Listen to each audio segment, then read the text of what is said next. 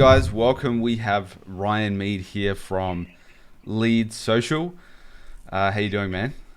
Good, mate. I'm good. So Ryan's been working with us now for quite some time, and I asked him to just jump on the call just to give a little bit of background on his experience with working with us, and just you've been in the agency space for a while, right, Ryan? Yeah. I would say since 2019, I was doing, for my previous business, I was doing all the social media marketing stuff. And that's sort of how, and I've always done that with all the businesses I've been a part of. And then, during COVID, I was like, well, I need to pivot because we lost our company. So I was like, well, I might as well start an agency. It was basically, I was forced into sort of doing it really. And I went off on my own that way because it was what I always gravitated towards. So yeah, probably since like fully on my own since like 2020. What was your company like before COVID? I had an events company. So you Oh, can see how that, yeah. you can see how that got destroyed pretty quick overnight. And you're in Perth, so you didn't have all the crazy lockdowns that they had in Melbourne. Not the crazy lockdowns, but they just put restrictions on no events were happening. So literally overnight, we just lost the business. It was pretty bad, but we pivoted a little bit. We tried to go online, but that didn't work. Still so many restrictions because it's to do with the events area. So yeah, I was like, I need to go off on my own and maybe do what I'm doing for the businesses that I've always been involved in, but for other businesses. So that's how I did it. But again, it's a whole different ballgame doing it for yourself than doing it for other people. I reckon we could have a good conversation about bad governments wrecking small businesses, I think. Yeah. It was zero help from the government for that. It wasn't good. Good. And we were doing really well, man. We launched with no idea what we were doing, and went to the moon really, really quickly, and started about to get some contracts over in Melbourne, and then COVID came and took it all away pretty quick. So some people still carried on, and they may be a lot further along in business than us, and they probably had the foundations to sort of like fit it out. But we were just like this hit us too hard too quick, so we just moved on. Unfortunately, shame, but now I'm doing this and I like it, so it's good. It's probably a good thing. Well, that was the same with me because I was initially working with gyms. I started working with gyms in late to 2018, and I had a good run for about a year and 4 months, and then COVID hit, and we did work with gyms for a while, like I think for 3 to 4 months, but after about 3 to 4 months of COVID, they were just like, you know what, we're just trying to keep everything afloat. And so I had to completely change the niche I was working with at the time as well. So COVID definitely shifted a lot of things for a lot of people. So up until present day, what's kind of the background of your agency? So to be honest, like now, the background was always let's work with anybody and whoever's interested. It was like to get money through the door, which to be honest was good at the start because obviously you want to take on clients. And when my first ever mentor, he basically said, who do you want to work with? And I said, well, who do you work with? Because really at the end of the day, I want to work with people that got money, that want to obviously pay for the service first and foremost. I don't want to work with people that don't have that money. But obviously have a lead flow problem is the name of why they're going to come to me.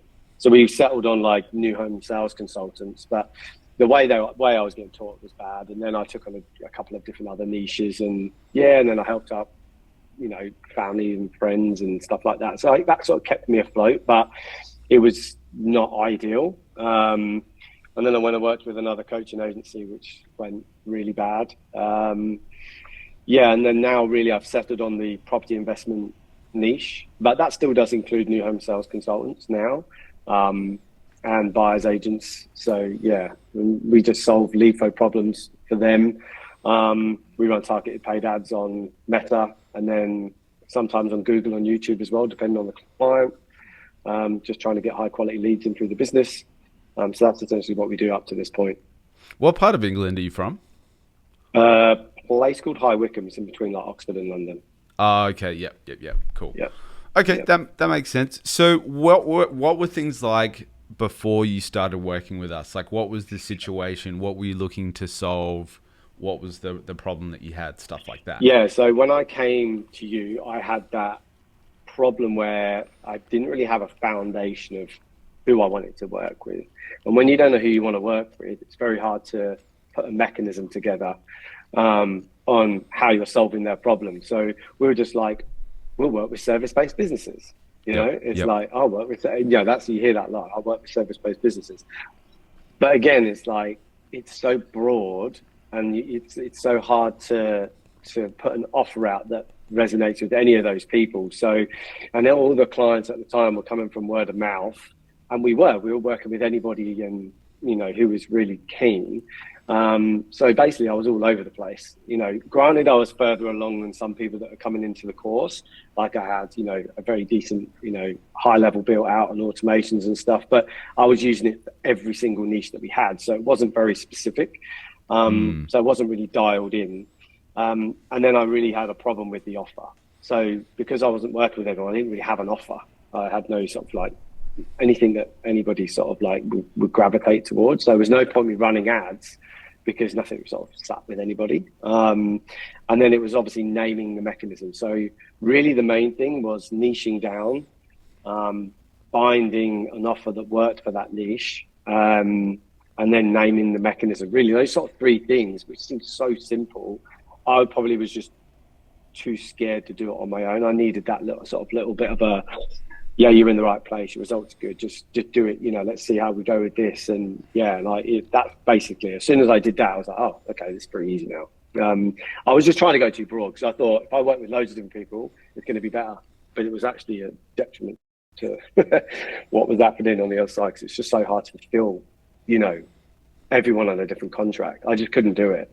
Yep. It was just impossible. Like everyone's looking for a different conversation every day. Everyone's looking for a different outcome, and they want a different, priced contracts. It's just, it's too hard. Yeah, and I think there's two important points there. The first one being that if you try and serve everybody, it's really hard to create like a process to deliver consistently because all the variables change. It's like a home builder trying to build a custom home in a different area every single time. Like the workload, it makes sense from the standpoint of, I'll be able to work with any client, but actually when it comes to delivering, it's so much harder. And I think you've actually picked a really good niche. I like working with these people. I think it's the number one thing I think for people to realize is like, who do you want to work with?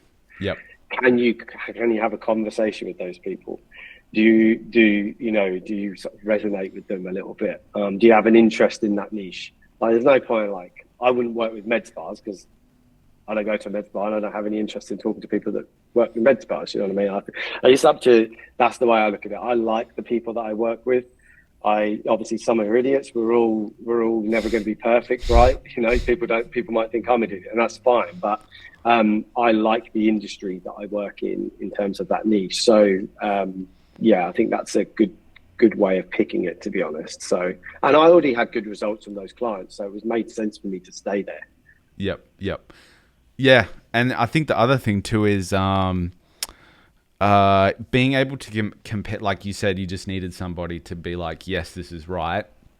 I think is really helpful because I'm a big believer in there's got to be someone out there who's done what I'm trying to do, and they have numbers behind like what is the right way to go about things. So I think rather than kind of spinning your wheels trying to figure it out all on your own, which actually compounds the time it takes for you to get to the result that you want, it's actually, even though there's like a little bit of a cost up front, it's a bit painful, it's actually better just to find out like, what do I need to do? Like, what are the steps I need to take? What do the numbers look like to speed up the process of getting to that result? So, I mean, with that in mind, what were things like, what were some of the results you got after working with us and implementing some of those things? Yeah, I think as well, and I didn't touch on it, but like, I didn't really have, like I'd had setting scripts and sales scripts before, but they were very complicated and very old school car salesman-y. I had a very bad sales coach once, and it didn't fit with my personality. And I think once I figured that out, and then everything become easier when I had a mechanism and I knew who I was going after, and then every sales call was sort of repeatable, if that makes sense. So it was just everything was just easy. So once you start doing those numbers, just reps at the end of the day, you're going to get better. And I was having conversations all the time with people, and yeah, I know I'm so much more confident now when I get on the phone with someone compared to before, because every conversation was different before. But it took a while to get rid of all the old clients. I've literally just got rid of my last one now. So now I'm fully niched down. We do have one big client, which is in a completely different niche, but they're a sort of special client. So we're happy to sort of take them on. But yeah, I think once I dialed in that, the sales were easier. It was easier to talk to the people. Then hiring everyone on my team was easier because they're repeating the same thing for every single person. So everything just started flowing a hell of a lot more. I still have to pull myself away from working too much, to be honest, within everything. So I've still got to dial that sort of team aspect in a little bit more. But yeah, it was just once I had all those things in place, the workload and the stress of it was just so much easier, to be honest, because I was just dealing with so many different things beforehand. So yeah, I think once those foundations were there, it really helped me get out of my own way. Yeah, I think it was good. Yeah. So in terms of the results, like if you're able to share, no pressure if you don't. How many clients were you able to acquire through the process, and like in terms of revenue, what did that look like? Yeah, so we got 2 clients on the current offer that we ran, which with the new mechanism stuff, and it was pretty easy. They were probably not the most perfect clients that came through, but they both came through. The sales calls are very, very simple. In my niche, it takes more than one sales call. It's not very easy to just sell them on the phone. So there's a little bit back and forth because there's partners, etc. And so the sales process is, over a couple of weeks, maybe 3. And I've got another one in the pipeline at the moment, which has come from one of the previous campaigns we ran. If all that comes to a head, cash collected, when they signed is like $2,500 each, but those contracts are worth $10,000 a pop. So yeah, really, really good. And then obviously if the other one comes through, that's another $10,000 contract. So $30,000 isn't bad from running a very basic campaign with a pretty simple offer. And it's really easy to fulfill. So compared to what we were doing before with no process there and anything like that. Like I said, though, going back, I was probably a lot further ahead than some people. I have all the automation. It's a great system. I just then, once I found my niche, I was able to just dial it in even more and it be even better, if that makes sense, because it's fully for them. And then we sold it as that system. So we called it a 3-pillar property system with the automated property funnel.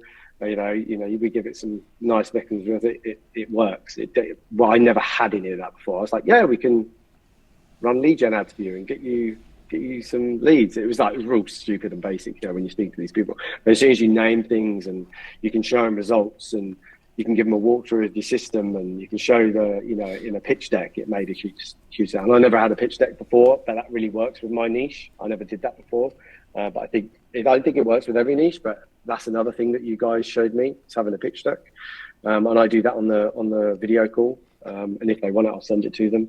So that made a huge difference as well. Awesome.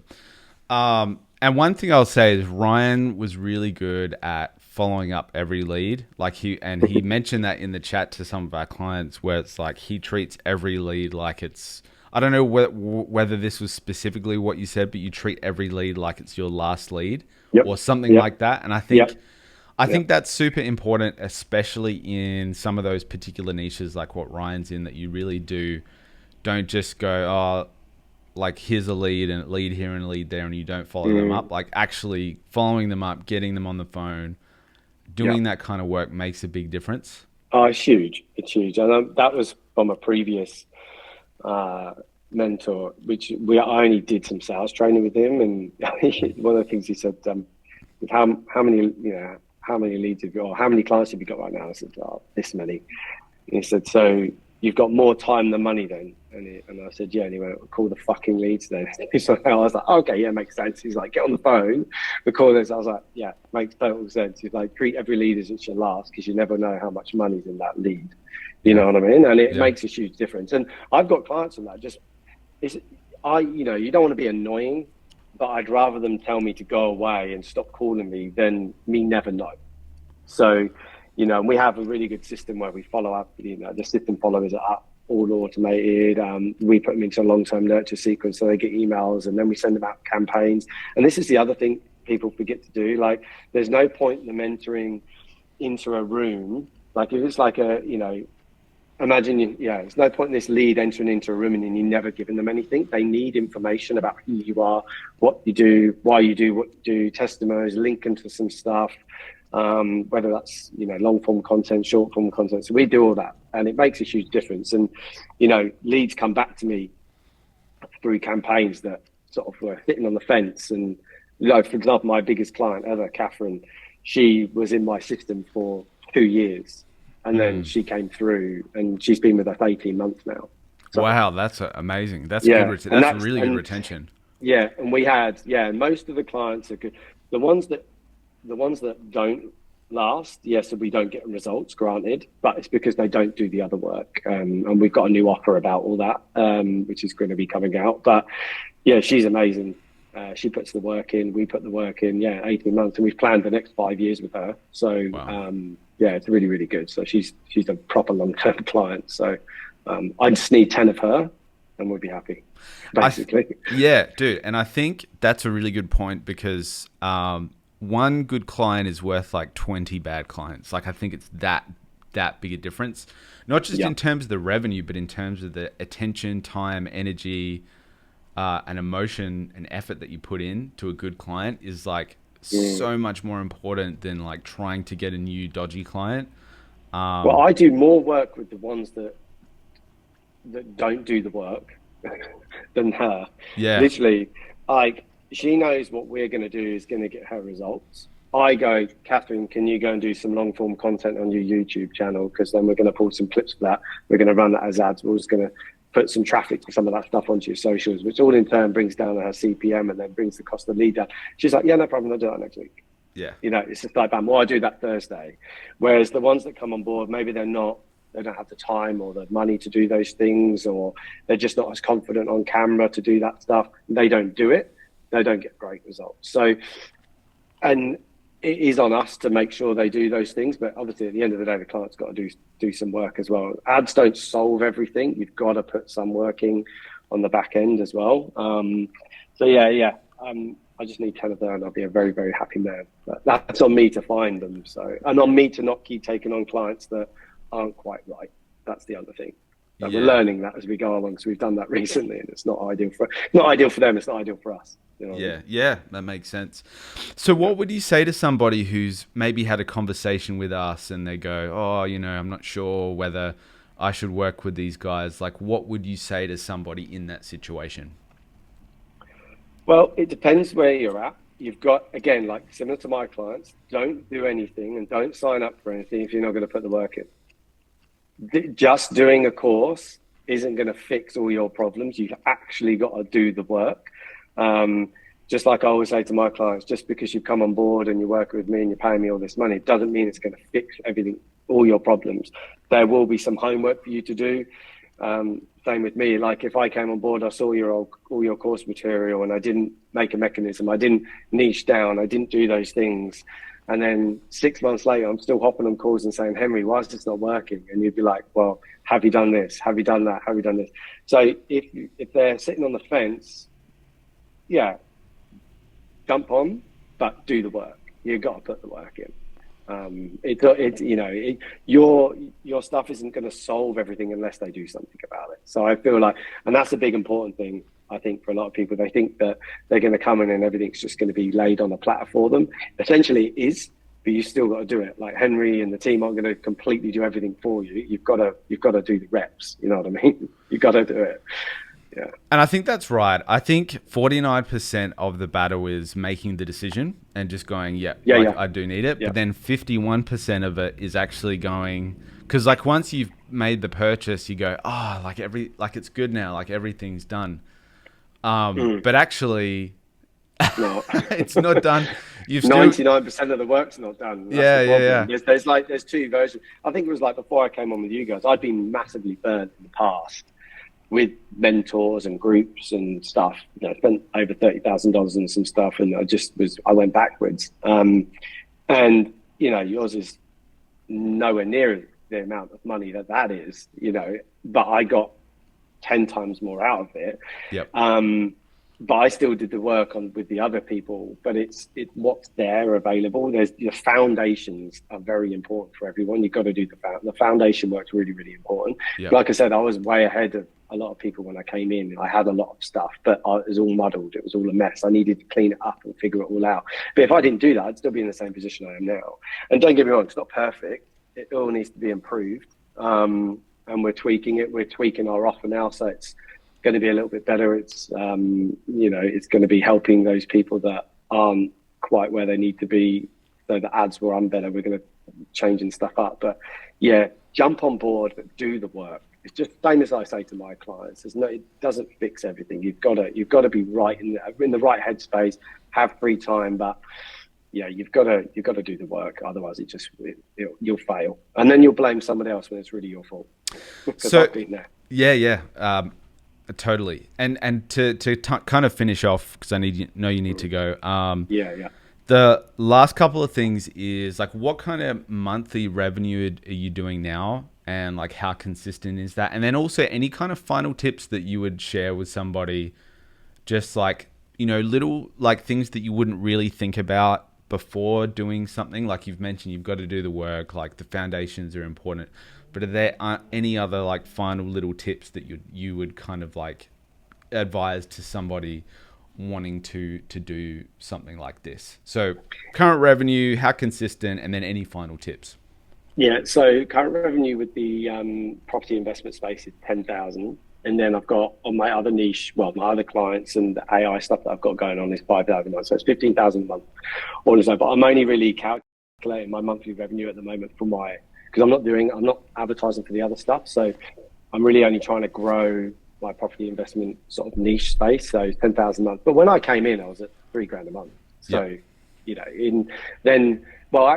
before I came in, I was up to like 15 grand a month, but with like 10 different niches. It's just a lot of headaches. And then I just got scrapped it. And then but while I was joining your course, I was still taking on a few other clients in different niches, trying to figure out what I wanted to do. And it did get back up, but then I dropped it all. I tried to let go of every client. So yeah, consistently at the moment, 10 grand a month for the property investment space, which is nice. It's consistent. They're not going anywhere. We have added some which have taken us to like 12, 13, but then they've dropped off because they weren't quite the right client for us or us for them. So yeah, it's really good. It's a lot better than what it was. It's still not where I want it to be at all, but we'll get there. And I feel like now everything's in place for me to do that. It's just a case of changing the offer, dialing the ad spend up, and just going with it. Really, we've got everything in place. We've got media buyers, I've got graphic designers, I've got automation specialists that works with us. We've got the whole thing going now. So yeah, it's just I'm in such a better space. It's good. Awesome. And what could I say to people to make them? There's a lot. I could talk about this a lot, to be honest. If you were to drill it down, because like one example could be like, let's say you've never taken a sales call before, or maybe like you're not familiar. I know a big one for you was like the ads thing, like, being willing to spend money on ads, or I don't know, whatever, like whatever's kind of what's the fine print? What's the little fine print things that could trip people up if they're not aware? What, in terms of like a technical side of things? Just anything, like any kind of hidden roadblocks that would potentially stop someone from getting to that goal that you got to, which is that 10K per month consistently. Then, in all honesty, the number one thing that's always been a problem for me is me. In all honesty, it is. And I know sometimes that's probably not what you want, like an advice people want to hear, but it literally is. It's sort of like, and I still do it now. And I was talking to Michael, sort of my media buyer today, and he's like, "When are we going to be running ads for this new offer?" And I was like, "I just want to get it a little bit better." And he's like, "Mate, it's fine. Let's just run it. Stop trying to perfect everything." There's that. I have that. I'm a bit of a perfectionist with things, and nothing's ever perfect.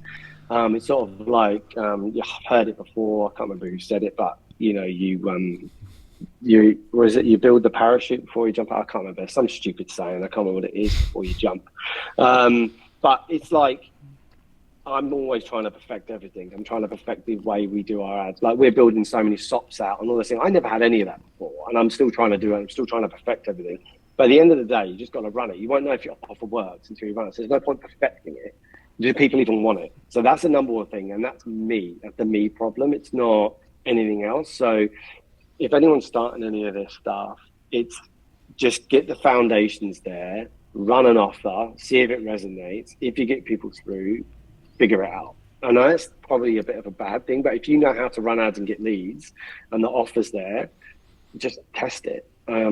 Yeah, that's my main thing, because it's everything. It still holds me back now. Yeah, It still holds me back now. Maybe that's just a me thing though, and not everyone, but that's a huge thing, because everything else you figure out as you go along. It's foundations, and then get out your own way, essentially. Because I always feel like if you run ads and you don't have the systems and the foundations in place, you'll come unstuck. Yeah. Depending on your clients, get a Go High level account. Like, if you don't have one, Yeah, just get and one. you're trying to run an agency, just freaking get one. Just get like, one. it's bonkers if you don't. Yeah. You know, learn that as best you can. Get some simple automations on the front end and long-term note syncs on the back end, and a decent booking system, and you'll be flying. Like, just make your life easy. But yeah, like I said, number one thing for me is me, and probably them. Just get out your own way. Take sales calls. Don't be scared to ring people. No. Have a laugh with it. Literally, if they tell you to piss off on the phone, it's like, oh, okay, all good. You called me, mate. You put your lead in. It's like, I have fun with it now. I used to get really personal, Yep. really annoyed, and really frustrated. I still get frustrated with some people, but I just have a laugh now. It is what it is, you know. So yeah. Yeah. Awesome, dude. I appreciate your time. Thank you so much for sharing all that wisdom. And yeah, No man, worries, mate. have a day, and we'll chat soon. Cool, mate. See you in the group. Cheers, pal. All right. Pleasure. See ya. Cheers, mate.